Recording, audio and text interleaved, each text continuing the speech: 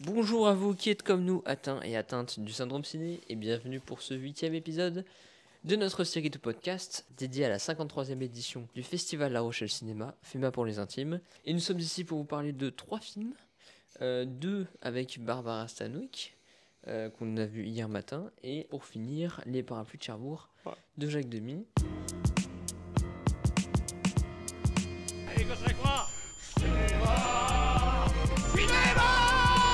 Il est complètement fou, ce mec. Je suis quasiment sûr que nous avons affaire à un serial killer.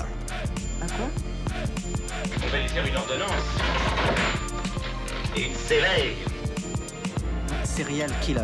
Tueur en série. Serial killer. Mais commençons donc avec Meet John Doe ou L'homme de la rue en français, réalisé par Frank Capra, avec Barbara Stanwyck, donc dans sa rétrospective. Est-ce que Thomas, déjà, tu peux nous faire un petit résumé, s'il te plaît? Ça commence dans l'équipe de rédaction d'un journal. Ils sont en train il y a un changement de tête à la direction du journal. Ils sont en train de virer plein de gens. Juste avant de partir, le personnage de Barbara Stanwyck, qui est journaliste, a l'idée de balancer une espèce de bombe, un truc un peu sensationnel, un truc un peu choc, juste avant de partir, limite pour faire chier ses employeurs, qui est une espèce de lettre anonyme Enfin, pas une lettre anonyme, mais une lettre d'un monsieur tout le monde, d'un John Doe. Donc c'est une lettre qui est une espèce de protestation contre les injustices de la société américaine et qui annonce qu'il se suicidera le soir de Noël. Et donc c'est une lettre qui va avoir énormément de succès. Les ventes du journal vont doubler. Du coup, donc cette journaliste jouée par Barbara Stanwyck ne va pas être virée, elle va négocier pour se faire une place de choix au sein du journal, pour essayer d'attiser ce feu qu'ils ont créé autour de ce personnage, autour de cette figure, autour de cet imaginaire qui a parlé à beaucoup d'Américains et d'Américaines à travers tout le pays. Et donc ils vont essayer de trouver, puisqu'ils ont complètement inventé de toute pièce un type qui s'appelle John Doe avec une histoire, des problèmes, ils essayent de trouver un vrai John Doe, de caster un vrai John Doe. Voilà, et donc c'est là que Gary Cooper entre en scène. C'est un type à la rue, ancien lanceur de balles au baseball, qui va être choisi et qui va essayer d'incarner ce John Doe. Et à partir de là, voilà, se mélangeront aspirations d'un véritable idéal de la société américaine, la corruption médiatique et politique qu'on ne peut que constater, contre laquelle on peut se battre. Voilà, des doutes, des aspirations, des trucs très drôles. Voilà, Meet John Doe de Frank Capra, qui est le premier Capra, si je ne me trompe pas, que j'ai vu de ma vie. Ah, ok, d'accord. Ah non, il a fait d'autres films. Il a fait d'autres films. Mais je crois bien que j'ai vu des extraits de certains de ses films. Enfin, La vie est belle, Monsieur Smith au Sénat, notamment. Mais celui-là, je crois que c'est le premier que je vois en entier. Et j'ai trouvé ça très chouette, très solide, très bien. Moi, je spoil. Le seul truc qui m'agace un poil, c'est que c'est un peu longuet. Et c'est pas longuet comme tous les films le sont un peu par la malédiction du Festival de La Rochelle qui fait qu'on a les genoux en compote et parce qu'on reste assis trop longtemps dans la journée. J'ai quand même eu l'impression qu'il y avait moyen de fluidifier un peu ou d'enlever certaines scènes ou de mieux raconter certaines choses, surtout à partir de la deuxième heure ou des dernières 40 minutes où on commence à saisir vraiment où est-ce que le film va aller. Mais sinon, moi je trouve que le film est très intelligent, assez passionnant aussi en termes d'écriture, en termes de discours. Je vous laisserai développer sur ça, mais vraiment. Et puis Stanwyck, même si bon, Gary Cooper finit par prendre le lead du film quand il finit vraiment par apparaître et que les enjeux dramatiques vont davantage tourner autour de lui. Avant ça, Stanwyck a vraiment beaucoup de scènes vraiment très bien, donc décidément. Quelle queen. Ah mais non, mais je sais pas, Olivier, si tu veux en dire un mot, vas-y. Moi aussi, c'était mon premier Capra, d'ailleurs, j'en ai toujours pas vu d'autres. Non, comme tu le disais, très solide, c'est très bien foutu. Il y a des vraies petites trouvailles de mise en scène que je trouve assez intéressantes, des trucs assez simples, mais par exemple, quand Stanwyck a son idée justement initiale pour son scénario, il y a un éclairage qui change, qui s'assombrit avec juste une seule lumière sur elle, avec un côté presque un peu théâtral et tout. Je crois Et ça donne vraiment quelque chose. sur ses yeux, en plus, c'est quand même un gros plan. Peut-être, mais ça éclaire aussi un peu son visage de manière générale, donc on la reconnaît plus que le reste. Donc c'est des petits trucs comme ça qui viennent rendre le film assez cool. Aussi, le film a un sacré rythme, je trouve, je pense peut-être pendant sa première heure, quelque chose comme ça.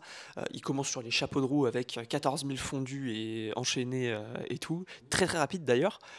Ce qui est assez marrant, enfin, où on se dit putain, c'est assez bizarre de voir des rythmes comme ça à cette époque, mais il est vrai que ça devient un peu longué au bout d'un moment. Il y a certaines scènes qui manquent un peu de dynamisme dans sa deuxième heure, notamment une où il y a un personnage qui va expliquer certains trucs à John Doe. Le dit personnage est un peu bourré et la scène est longue. Et Oui, en fait, le oui. truc, c'est qu'on se comprend très très vite où le film, enfin, par quel angle le film veut nous faire passer certaines choses. Et ça dure, et ça dure, et ça dure. Et c'est ces petits trucs-là qui font que je me dis, ah, il y a une minute de trop. Ah, là, il y a 30 secondes qui me cassent les couilles. Ah, là, il y a tel truc. Et c'est ces petits trucs qui font que le film me plaît un petit peu moins, même si ça reste très réussi. Non, bah moi j'ai beaucoup apprécié cette séance. Je pense que c'est l'un des films du festival qui m'a le plus plu parce qu'on a un super scénario, parce que je me fais pas chier pendant le film, parce que tous les personnages m'intéressent. Enfin, je trouve ça très très bien écrit, très très bien incarné par tous les acteurs. Il est vrai qu'on a moins Barbara Stanwyck à la fin. Oui, ça aurait été intéressant de la ramener à la fin, justement, parce qu'en fait, l'idée de créer cet anonyme vient d'elle, finalement. Et donc, ça aurait été intéressant de la ramener à la fin du film pour ne pas oublier, de ne pas faire oublier au monde que, bah, en fait, l'idée, ça vient d'elle, ça vient d'une femme. Alors que toute la deuxième partie du film est plus centrée sur Gary Cooper, ce qui est normal parce que c'est lui qui incarne John Doe, mais finalement, John Doe, c'est pas lui, c'est Barbara Stanwyck. Mais donc, si on remet un peu de contexte, donc le film il sort en 41 et Capra vient un peu dénoncer comment on vient finalement mettre une idée en avant par les médias, par les politiques, comment ça se fait de façon aussi rapide quand on a beaucoup de moyens. Donc il vient un peu dénoncer ça, parce que le discours que prône John Doe, c'est un discours de paix globalement, un discours de humaniste. Voilà, saluez votre voisin, faites connaissance, respectez-vous les uns les autres, enfin, voilà, ce genre de choses. Mais quand on pense au contexte et aux années 30 qu'on a eu, et ben Barbara Stanwyck aurait pu écrire une toute autre lettre. Et cette idée aurait pu se transformer de façon similaire en un mouvement, un parti politique autour de la haine, au contraire, plutôt qu'à l'amour des autres. Donc je trouve ça très intéressant au niveau du contexte d'avoir écrit ce film-là. Et donc il y a plein de détails géniaux où il y a très peu de dialogue, mais on comprend plein de choses par les gestes, par les mouvements de certains protagonistes. Et ouais, donc c'est un film sur les classes sociales, sur le monde de la presse, toute la séquence du début où les gens se font virer sans un mot. Je trouve ça m'avait étonné, mais finalement je trouve ça très très marquant. Et donc voilà, c'est un très beau film de Frank Capra. Et on peut même considérer que La vie est belle serait peut-être la suite de L'homme de la rue, puisque le pitch de La vie est belle, c'est un père de famille dépressif, enfin désespéré, qui se rend compte qu'il ne pourra pas fêter Noël comme il le souhaite pour ses enfants, et qui décide donc de se jeter d'un pont le soir de Noël. C'est un peu mais donc je trouvais ça marrant que les films se rejoignent. Voilà. Donc oui, allez voir L'homme de la rue meet John Doe de Frank Capra. Oui, et puis pour redire un truc, c'est que on n'a pas tous adoré Stella Dallas dans cette pièce, mais entre Stella Dallas, L'homme de la rue et Babyface, dont vous parlez juste après, c'est que je me rends compte que pour des films en noir et blanc des années 30-40, qui peuvent avoir leurs biais, leurs limites sur leur discours et leur vision du monde, ça reste des films qui ont toujours des choses intéressantes à nous dire sur notre monde à nous. C'est-à-dire que moi, ça m'a beaucoup fait marrer, et que dès le début, on est vraiment. Je crois que le début de Meet John Doe, donc de L'homme de la rue de Capra, c'est un ouvrier qui a un marteau-piqueur, qui détruit lentement la plaque d'un journal libre et indépendant, machin, pour remplacer par une plaque qui limite. C'est parodique. Voilà, genre, c'est vraiment une chaîne. Oui, mais je crois que c'est plus subtil, genre honnêtement raisonnable. Genre, c'est plus en mode, oh non, en fait, on est France 2, BFM TV, like, tu vois, genre, c'est bon. Voilà. oui, ils sont pas tout à fait Bolloré non plus, quoi. Ouais, c'est pas officiellement écrit le journal des vrais Français, tu vois, il y a pas écrit ça en gros, tu vois, mais c'est vraiment intéressant la façon dont. Et puis pareil, le personnage de Norton, qui est, enfin, moi je ne pensais qu'à Bolloré, ou alors plutôt dans le contexte américain, je crois que c'est Jeff Bezos qui a la main sur le New York Times depuis quelques années. Donc c'est ce genre de. Oui, ils ont ce genre de sauce. Donc je pense même pour nous on a nos propres milliardaires médiatiques. Mais les États-Unis ont la même sauce, et c'est déjà des problèmes similaires qu'il y avait dès les 40. Donc oui, non, donc Bah, ça fait plaisir en vrai. C'est-à-dire que on se dit, bon, vas-y, on va voir des films qui ont peut-être 100 ans ou 80 ans. On veut découvrir le travail d'une actrice qu'on connaissait pas trop, et puis on se prend des jolies surprises dans la gueule, quoi. Avec des trucs qui nous parlent toujours. Donc voilà, c'est beau, quoi. Sniff, c'est beau. Ah là là, je suis ému. Le cinéma qui ne meurt pas, qui continue de vivre, de parler à nos réalités. C'est beau. Oui, bah du coup, la Babyface. Oui, passons à Babyface alors, que n'a pas vu Olivier malheureusement, parce qu'il devait travailler. Et donc Babyface, de quoi ça parle Thomas? Alors, Babyface, c'est l'histoire de Lily Powers, qui est une fille assez pauvre dans un coin des États-Unis, qui a vraiment pas de thune, qui se fait exploiter par son daron qui est un peu un connard. Elle décide de se barrer, de refaire sa vie à New York, d'utiliser le pouvoir qu'elle a sur les hommes, parce qu'elle est jeune et jolie, le pouvoir qu'elle a sur les hommes pour les tourner en bourrique, les manipuler, pour grimper dans l'échelle sociale toujours plus haut. Et c'est même raconté plutôt simplement, c'est un film d'1h15, 1h16, c'est très efficace. Bah, c'est un film des années 30, 34, et comme le disait la présentatrice du film avant la séance, c'est un film qui se fait juste avant l'installation définitive du code de censure qui marquera le cinéma américain pendant des décennies, donc le code Hays. Et donc c'est un film pré-code, comme on les appelle parfois. Et ça se ressent pas mal dans la façon dont ça traite ce sujet-là, même dans la façon dont ça peut le montrer, le caractère suggestif de certaines scènes. Et c'est foutrement bien. Spoiler, c'est foutrement bien. Bah, ça va beaucoup. Je crois que c'est vraiment un truc qui travaillait déjà un peu. Enfin, nous on l'a vu avant, mais que travaillera plus tard King Vidor avec Stella Dallas, c'est de faire jouer à Barbara Stanwyck, qui était elle-même, de ce qu'on nous a dit, issue de milieux plutôt prolétaires, et de la faire jouer des femmes qui vont se démerder, qui vont tout faire pour grimper, pour arracher la vie qu'on n'a jamais voulu leur donner. Et oui, c'est vrai, et un peu similairement à Stella Dallas, moi j'ai eu le vrai kiff. Et le film nous incite vraiment à le faire, et c'est vraiment très très surprenant. C'est qu'on a beaucoup de scènes où on est vraiment du côté de Barbara Stanwyck, où on voit comment elle minaude, comment elle fait semblant d'être un peu ingénue, comment elle se fait attendrissante, un peu séductrice et tout, pour les manipuler. Et le film a vraiment le plaisir de montrer tous ces vieux garçons comme étant un peu bêta. Alors, peut-être qu'elle est un peu jolie, oui. Bon, quoi? Non, peut-être que j'ai un boulot pour vous, madame. Je vais le vérifier. Et il y a un vrai truc hyper inventif et hyper rigolo. D'ailleurs, plus elles grimpent dans l'échelle sociale, plus ils sont vieux. Plus ils sont vieux. Il y a ça aussi. Mais ça, le enfin, film, pas toujours. Mais le film est drôle sur ça. Mais le film est assez grinçant et assez précis, quoi. Genre ce genre de détail, tu vois, que j'avais même pas conscientisé. Mais je le sentais, mais je l'avais pas conscientisé, effectivement. C'est vraiment ce truc de... oui, plus on monte, plus c'est des vieux garçons. Des vieux dégueulasses, donc force à elle déjà, mais non, enfin bref, le film est assez surprenant, mais encore une fois c'est intéressant sur les limites de ce genre de films qui pour les années 30 on pourrait dire qu'ils sont féministes, mais avec leurs limites. C'est que ce qui donne envie au personnage joué par Barbara Stanwyck, donc Lily Powers, de fuir son milieu social et l'exploitation qu'elle subit par son propre père. C'est le déclencheur, c'est un vieil universitaire ou un vieux type bizarre qui est visiblement nietzschéen, qui est très fan de Nietzsche.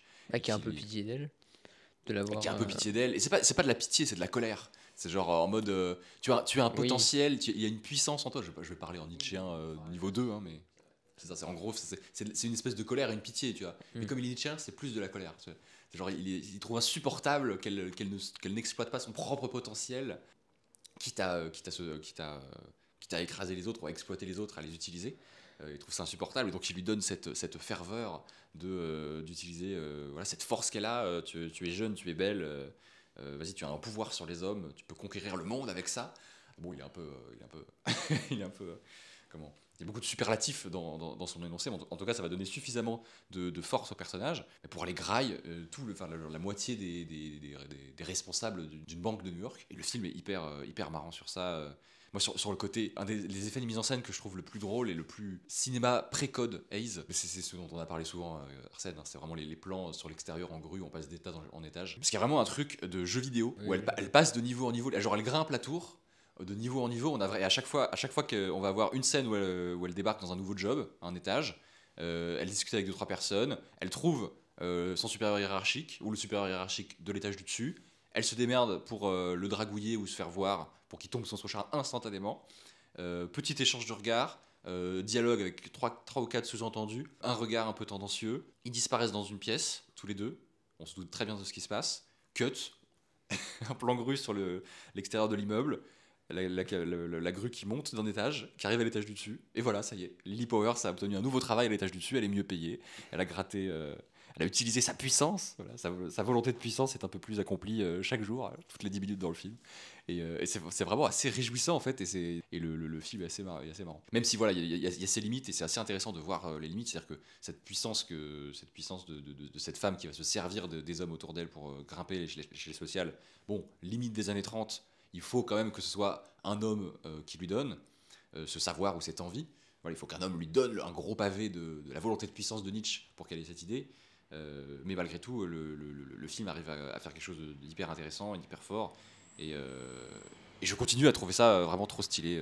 Vraiment, voir Barbara Stanwyck être une queen, ça me ravit au plus haut point. Moi, je trouve ça très très stylé. Et très très fort. Et très très drôle. Et très très surprenant pour 1934. Oui, et puis en plus, voilà, un film qui a... Pardon. Je regarde juste l'heure parce oui, que... oui, pardon.